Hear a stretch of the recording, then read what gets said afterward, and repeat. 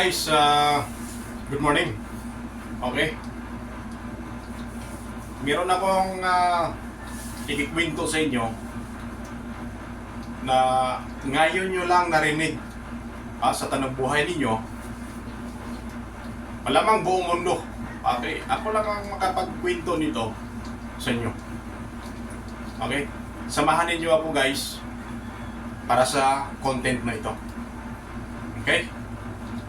Ang pag-usapan natin ngayon kung si Magellan ba talaga ang nagdala ng Kristyanismo dito sa Pilipinas. Okay? Napakalupit nito. Hindi naman ligid sa kalaban ninyo na talaga sa history. Okay, mga historian magsabi na talagang si Magellan ang nagdala ng Kristyanismo sa Pilipinas. Pero ngayon patunayan ko sa inyo na talagang si Magellan ang nagdala ng Kristyanismo. Okay? So, sa pamagitan ng barko na to, ito papel, ginagawa kong barko ni Magellan. Okay? Yan o. Pero sa likod ng maliit na barko na to, itong kapirasong papel, merong kwento nito guys, na magpapatunay na talagang si Magellan ang nagdala ng Kristyanismo sa Pilipinas. Okay? So naglayak si Magellan mula Spain o Espanya papuntang Pilipinas. So nung dumaong siya sa Pilipinas, particular sa lalawigan ng Cebu at saka Mactan, Lapu-Lapu, kung saan doon nagtapos ang kanyang buhay. Okay? So madaling salita, nakarating siya kay Rahahumabon, di ba? Then nagdesisyon siya na puntahan si Lapu-Lapu. So ngayon naglayag mula Cebu City hanggang papuntang Mactan, Cebu. Okay? Nung nakita ito ni Lapu-Lapu guys, galit na galit si Lapu-Lapu nito. At utos agad siya sa kanyang mga tauhan na humanda para sa madugong labanan. Okay? Alam, madugong labanan to. Nung papalapit na ang galyon ni Magellan sa Mactan, nung hindi pa nakadaong, okay? Hindi pa nakadaong to eh. Nagkutos agad si Lapu-Lapu na kakanyunin ang barko.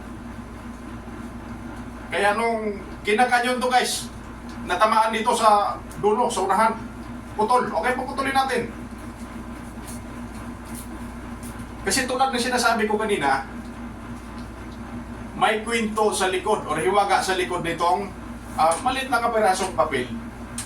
Patunay na si Magellan ang dala ng Kristyanismo. Okay. Lumubog ang kabilang dako at saka ang kabilang lumutang pa, kabilang dulo. So kinanyon agad nila to para matapos na.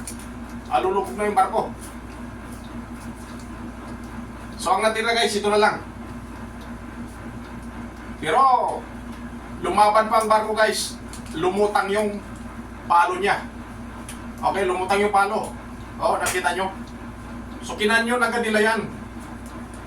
Sabi nila Lapu-Lapu kanyon ninyo para hindi na makaligtas si Magellan. Okay. So ito na guys. Nung lumubog na to, nagsabi si Lapu-Lapu sa kanyang mga tauhan, "Men, clear the area." Talagang kiniklear nila karagatan. Nung nakita nila guys, nung napunta nila yung pinangyarihan na lumubog, kung saan lumubog yung barko ni Magellan, ito yung tumumbag sa kanila. Ito yung nakita nila. Ito yung uniforme ni Magellan. Ayan uniform. Si Magellan wala na, lumubog na. Malamang kinakain na ng mga pating yun. Okay. Maliban doon, ito na. Napatunay na si Magellan ang dala ng Kristyanismo sa Pilipinas. Dahil ito, dala-dala ni Magellan guys ang cross. Yan cross. Ngayon nyo lang narinig to eh. Ngayon lang nakita. Sa lupit ni Lapu-Lapu, pati cross butas. Yan o. So, yun lang guys. Okay, magtataka kayo, bakit kanyon ang ginagamit ni Lapu-Lapu? Bakit hindi itak? Di ba may ano pa yun? Kampilan, napakalaki ng kampilan ni Lapu-Lapu.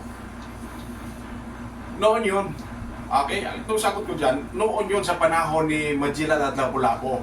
Siyempre wala pang kanyo noon eh. Eh ngayon, kanyon, buti na lang guys, hindi hiniram ni Lapu-Lapu. Ang nuclear weapon ni Putin. Kung nagkataon, yari tayo, damay-damay tayo dito. So, hanggang dito lang guys. Bahala na kayo, mamintindi. Bye-bye!